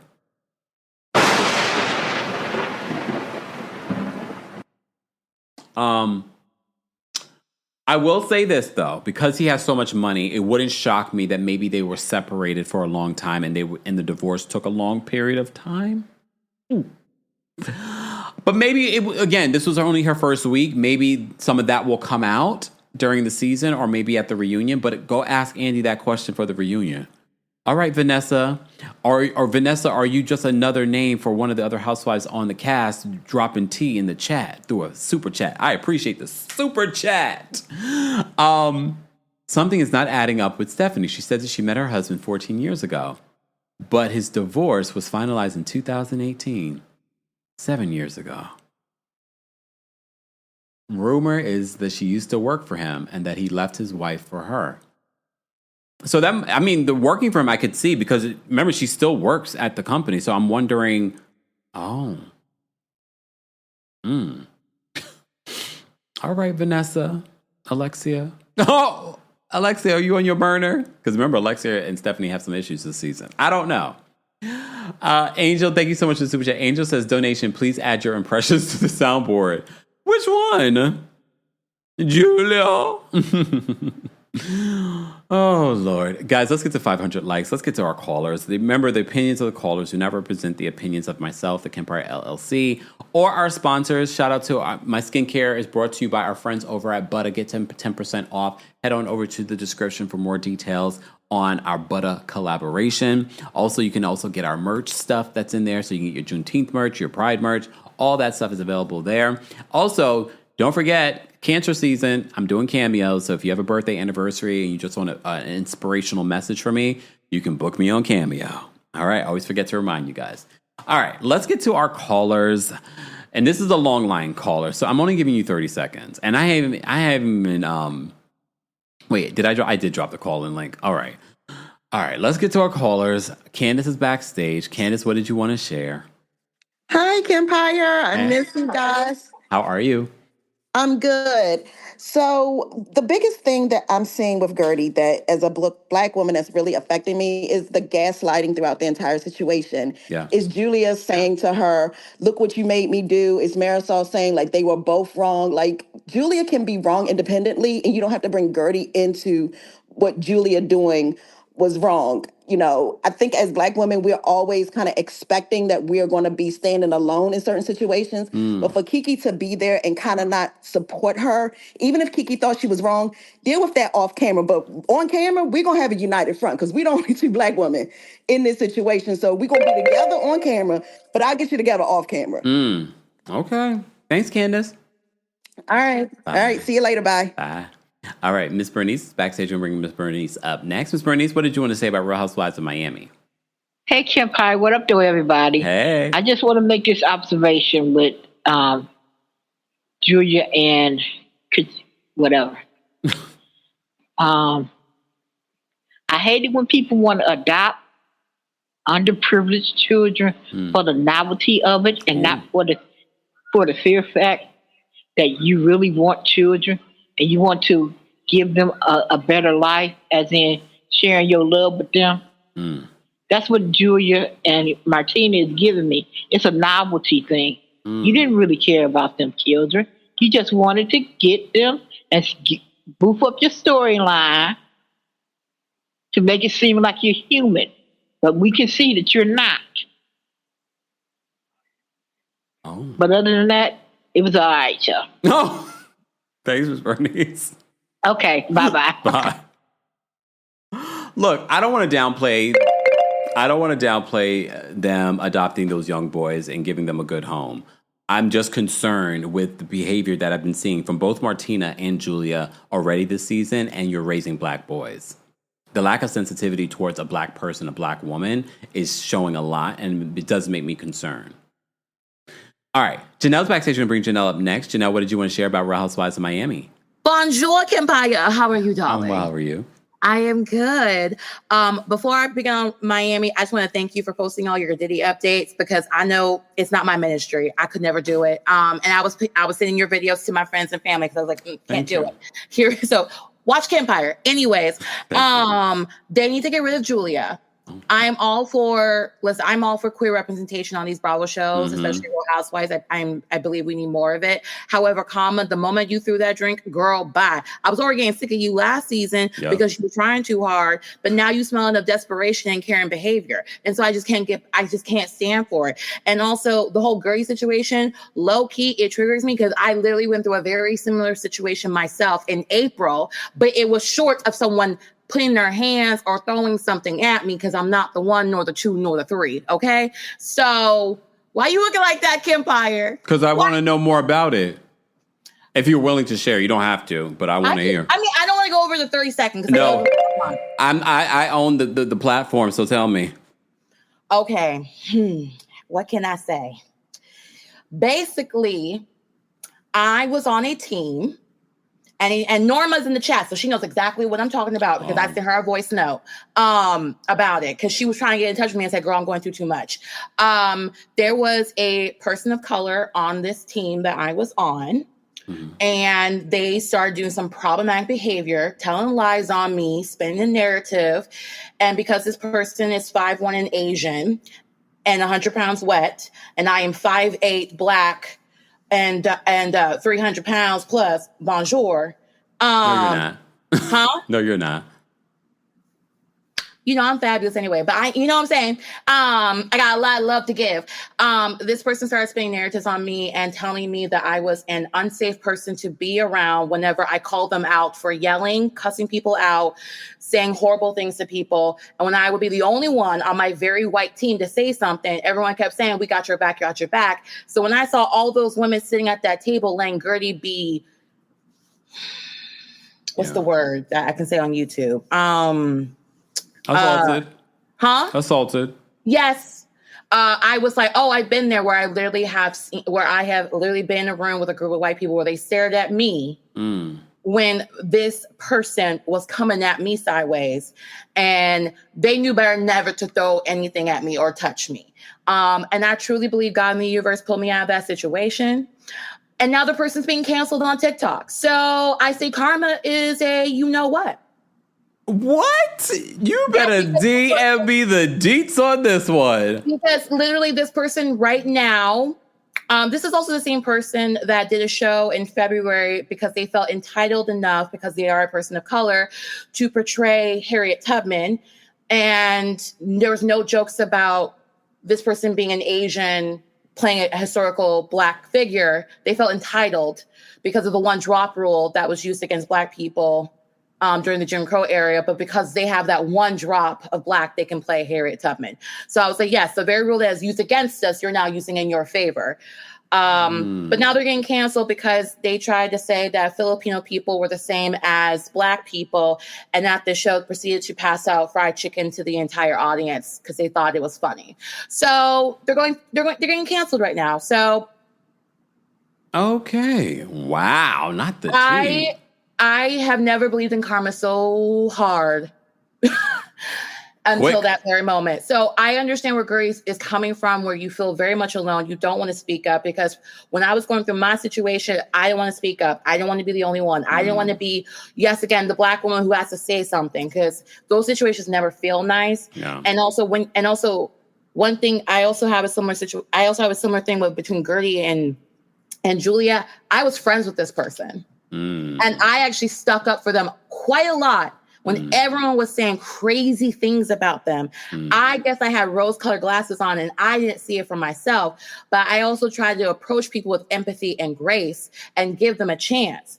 Because if I give you a chance and you mess it up, then that's on you. Because I gave you a chance to be just a decent human being. Yeah. So, and everyone kept telling me, stay away from this person, Janelle. Stay away from this person. I was just like, but y'all, like, have you ever been on the other end where someone just like puts something on you? And so like, and I would have dropped anything for this person. So I understand when Guerdy said like, yeah, I dropped everything to hop on this cruise with Julia. I was like, I've been there. Wow. I've been there. And now this person came out of their neck, came against me because they were jealous of me. I came to find out through the grapevine. So I was just like, well, that's on you. That's what therapy is for. Therapy is great. Everybody on TikTok and on YouTube are like, name them. No, it's okay. It's I'm telling you, I'm not even joking you. The video of this person, people back home in Florida were like, oh, I already know about the situation because it's come across on my algorithm. And now that we're talking about it, it's going to probably pop up on mine. All right. So yes, now this situation is also connected. This person being like canceled is also connected to a much larger issue. And I'm not going to talk on that because there's people that actually who are being affected by the actions of this one person. So I'm going to keep that part out because I don't want to add more fuel to their fire because they're trying to handle stuff. But like this one particular person, the fact that they're being called out for their problematic behavior, karma. Yeah. Be a good person, everybody. Yeah. Being a decent, nice person will get you much further in life than it will being cruel, mean, and a jealous person, because jealousy is a disease, honey. You better fix it. All right, Janelle. We appreciate you sharing your story while we go Google and head on over to TikTok. I'll just send you the video. Thank you. I'll send you the video. And I'll repost it. I'm playing. No, don't post. See, I haven't even. I refuse to be in the comments nor like any of the videos because I don't want anything linked back to me because they're doxing people in the comments. Oh. So I'm like, nope, don't dox me. I don't know no one. I know nothing. I'm Jon Snow. I know nothing. Oh Lord. All right. Thanks, Janelle. You're welcome. Bye, Kempire. All right. Toya's backstage. We're going to bring Toya up next. Toya, what did you want to share? Hey, Kempire. How are you? I'm well. How are you? I'm good. Hold on one second. Wait, one second, Toya. Let me just get someone together. Kayla, I don't know if you're new here, but what we don't do in the chat is tell me when to go to the next caller. If the conversation is not fitting to you anymore, then you know what you can do. But please don't do that in the live chat. Thank you. Toya, what did you want to share? Woo child. Okay. I just started watching Miami and I got all caught up. And of course, I was triggered by everything that happened. And then Julia trying to downplay it like, oh, something happened with the water. It just kind of moved, like, girl. But I also want to say that adopting 2 Black kids, there are documented issues with people, white people who have done that. There's a documentary on HBO Max called Broken Hearts. It was a story that went viral years ago of a lesbian couple that adopted kids of all races. And one of them, he was a Black boy that went viral for holding up a sign back in the day about, cops and unity and stuff. And that did not end well. They were unalived. Oh. And then last year, there was a white couple in West Virginia that adopted Black kids and They were just convicted in January for human trafficking. You know what, Toya? So it's not. I'm not accusing them of anything. We are not. But I get what you're saying. The It's dangers. not always what you think. It's sometimes it can be a front. I just started watching the show, but Julia, her actions, she really needs to have a stern talking to, because if you're going to be raising Black kids, if they're going to be around people who may not look like them, you really need to teach them how to navigate. They can't do it. No. After what we've seen. No. It's very sad. They're Thank you, Kempire. Thanks, Toya. Take care. All right. We gotta pay attention to the timer because we do have a long line backstage. All right. Let's bring up Nicole next. Nicole, what's going on? Hey, Kempire, how you doing? Well, how are you?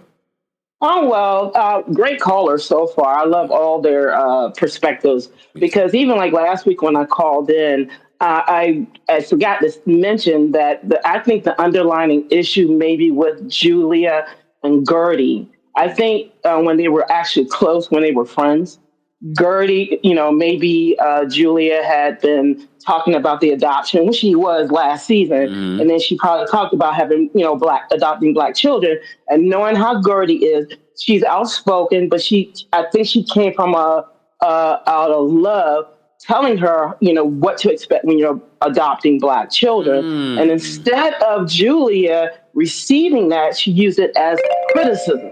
And because it doesn't make any sense why Julia is doing all this passive aggressive things to Guerdy right now. And so that's one thing I could just think of, because we all know we've had white friends who might have adopted children outside of the races. And there are some that really want to learn, like, how to comb the hair, how to treat the skin, those type of, and they'll be like, can you direct me to the right beautician, to treat, whether it's a girl or a boy, right barber, Black barber. And I'm assuming Guerdy probably gave her information, and instead of Julia receiving it, she did the backlash like what we're seeing right now.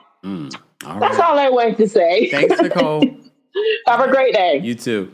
I see a lot of people know about that story that Toya brought up. I'm like, oh, I didn't even see that story. Oh, not living in the basement, locked in the basement.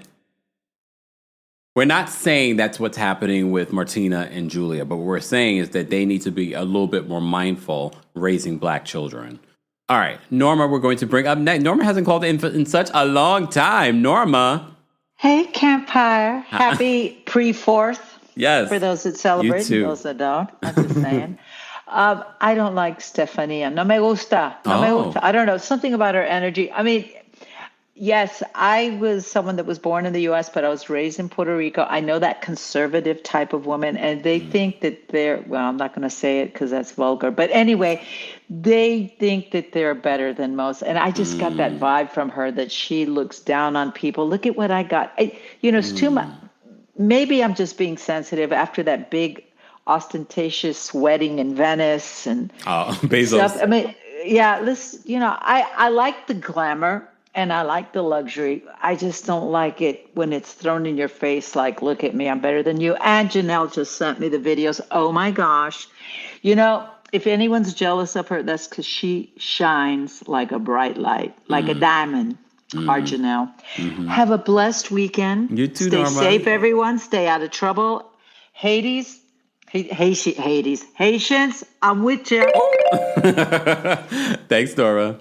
All right, we're going to bring up April next. April, what did you want to share about Real Housewives of Miami? Hi, good afternoon, Kempire. How are you? Oh, well, how are you? I'm good. Okay, so I agree with Norma. Stephanie, I got my eye on her, and I think it's because anyone that comes by way of Larsa, automatically I'm like, and also the drive because I'm from Florida, live in Florida. You could have got a fancy Mercedes Benz or a van, a Sprinter to go up there and go get your dogs. You don't need to drive the jet, but thanks for the glamour. Lisa was doing a lot, and I think, that's what I want to say. This episode was a 6.57 for me. It was dry, kind of like Julia's wigs and her outfits. And have a great day, Kempire. You too, April. Not dry like a wig. All right. Tam, the Scorpio's backstage. Tam, what did you want to share? Hey, Kempire. How you doing? I'm well. How are you? So what I want to say, first of all, I'm going to start this off with hashtag get rid of Julia. We can't stand you. Lisa was doing too much. I do sympathize with like the loss of a parent. As somebody who has lost a parent, I understand what you're going through, but the crying at the end, these ladies with the crying, stop the crying. It's over dramatized, but I don't think anything was as bad as Alexia's crying those first 2 episodes, because her crying, she just looked like she was putting her back into it. Look and after that, that's all. And yeah, from one Scorpio to another one, I love me some Stephanie. Okay. All right. Thanks, Stephanie. Tam. She's there. She's blunt. I like it. Yeah, she's good. That's all, Kempire. Have a good afternoon. You too. Bye. And I said this before. I like what we got from episode 1 with her, but we shall see how it plays out during the season. Will it be forced? Will it be something that I don't like in a few episodes? We'll see. But what I got from her last night, I was like, I mean, besides the flying from Miami to Orlando. Okay. Excommunicado's backstage. We're going to bring them up next. Excommunicado, what did you want to share? Yeah, hi, Kempire. How are you? Well, how are you? I'm good. Stephanie, I think she's given me Brief on the camp with a little bit more luxury. And can I just say that Alexia really is giving the brains of a Barbie doll with that whole claim of trying to blame Adriana for her breakup. Let's get out with that. Then Larsa just wanted a reason to be mad at Guerdy after they already put the battery in Julia's back for what she did. Then my main issue with this episode, I hate the fact that, I don't know if it's the editors or if it's the ladies, but the way they seem to be downplaying the whole situation with Guerdy, nobody really had a serious conversation about it. If this was Lisa, somebody would be at her house checking on her. and it's annoying because I know Guerdy is a strong person, but it kind of makes me sad that we, especially Black people, are kind of so resilient because it makes it seem like, things don't get to us and nobody gets to stand up for us and actually have a conversation about things that happen to us. So it's crazy. And the editors played into it, and Marysol and Alexia allowing Julia to play victim. It was all so annoying, and it's making me kind of feel like the show is going sideways, but I would just let it go there. Yeah, I agree. Thank you so much for calling in. Yeah, I don't like how that's going. And I don't think it's the editors. I think it's just what we see in America today, especially today. I think this has been always this thing. So when people say that racism, and I'm not saying that these women are necessarily racist, except 1 or 2 of them, but there are those microaggressions that I feel exist that they're refusing to see. And I also do not want that to ruin a very good show that's been very good to us the last couple of seasons, but he's right. Why haven't we seen anyone go check in on Guerdy? All right. Kaboom is backstage. Kaboom. What's going on? Hello. Hello. Can you hear me? Yes. Can you hear me? Yes. Hey, Kemp. How you doing? Well, how are you? I'm great. I called in last year on my birthday, and I was kind of tippy. And you were like laughing because I said I've been drinking. So I'm sober now, but I'll be back to drinking later for the holiday weekend. Happy 4th holiday. You sure you haven't been drinking? I'm fine. I'm just a hyper sag, you know. I know you're into astrology. So enough said. We know how we do. We don't need nothing, but we turn up when we get a little extra something in us. But okay. So on to the show. I don't agree about Julia adopting the kids for a storyline because they've always wanted a child. Like from the first season, she was here. She wanted another baby. So I think they're in general good people. But a lot of people are talking about they shouldn't be adopting Black boys. But what's the alternative? Just to leave them in the system and hopping home to home or being fostered by abusive, dysfunctional parents, because that's an option too. Because a lot of times Black children aren't adopted; they're the last to be adopted. So I would just like to clarify. I never said I don't think they should adopt Black children. What I did say is that they need to do the work and understand what comes with raising Black children. Right. Maybe not you, but Yeah. some of the callers are Okay. saying that their sentiments were that they probably maybe shouldn't have adopted. That's No. what I mean. That's just what I gathered. But Yeah. not you, Kempire. Not you. And so I think with Julia, her crazy cancer has finally come out because she was, I think, pretty like low key and kind of mellow up until this season, but something flipped in her and that crazy came out, throwing drinks and whatnot. And if I were Guerdy, I would have thrown something back, but Guerdy just was so hurt and acting all like dramatic and sad about it. But and Larsa, speaking of crazy cancers, she is out the. I cannot stand her. I hope she does not come back next season. She's so vicious with her mouth. She doesn't take accountability. What she said about Lisa's father not spending the last days with her. Like, who are you to even dictate? We're not asking you what you would do. That you would walk across the ocean and be with your family. No one asked that. We were talking about Lisa, and her choice was to be there to do the fashion show, and she may have thought she had more time with her father. So. I don't criticize her for that. I mean, and unfortunately she wasn't able to see her father, again, but that's her choice. Yeah. So as far as Larsa's concerned too, I think when she got this new fake face and body, her personality shifted because in the first season she was nice and kind of laid back, but now she thinking she the ish just because she can pull these little young basketball players who were just using her as a playground. Like, girl, that does not, give you that does not give you Not the basketball players using her as a playground. Okay. But they are. Because look who she's dating now. Another, Jordan. Yeah. Another Jordan lookalike. They even talk alike. I know, girl. I just think that's her MO. And I don't know if she can handle a guy her age or older because he'd probably check her. He would probably put her in her place, which she needs. Almost done here. Okay, so Stephanie, No, we're done, Kaboom. Your time been up. Sorry. All right. Well, go enjoy your fourth and start drinking. I'm not drinking until after 9 o'clock. All right, Kempire. Bye. Thanks. Have a good holiday. You too. When she called it, was she drinking? Was it 9 o'clock? Now all of a sudden it's got to be after 9 o'clock. Kaboom. Okay. No, it's fine. Happy 4th for those that celebrate. All right. That is it. Thank you to everyone that called in. Thank you to everyone that sent in super chats, Venmos, Cash Apps. We see that after the live. Thank you to everyone that sent gifts on TikTok. Those of you, shout out to our Kings Guards in the live chats. We appreciate them. If you're part of the replay crew, be sure to let us know about your thoughts on the latest episode of The Real Housewives of Miami. How are you feeling about it? We're on episode 4. I feel like all the episodes have been at least solid for me. Like, it wasn't sort of like, oh, I didn't like this. This was dumb. And which can happen. Not every episode's going to be stellar. But so far, 4 episodes in, I'm like, okay, I'm locked in. I'm not loving the Julia and Guerdy of it all, but I'm locked in. All right, y'all. Don't forget the Kempire After Dark Villain Era show is coming to Philadelphia a week from today. So go get your tickets if you haven't already. Meet and greets are available. And then I'm coming to Atlanta August 5th, DC August 22nd. Then I'm back in New York City September 12th. All shows have meet and greets. The New York City show has a live stream option. So be sure to check that out. So even if you're coming to these shows, or if you're not, if you're in another country, the live stream option for the New York City show, you'll have that for about a week.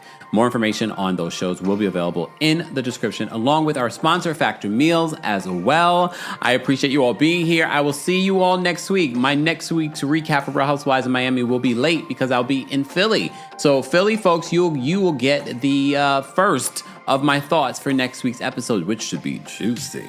So stay tuned for that, guys. I'll see you all in the next one. Thank you all for being here. Bye, y'all. Thanks for tuning in to Kempire here on the Kempire Radio Network. As always, you can hear Kempire on Apple Podcasts and on Spotify or wherever you get your podcasts. More information can be found on KempireRadio.com.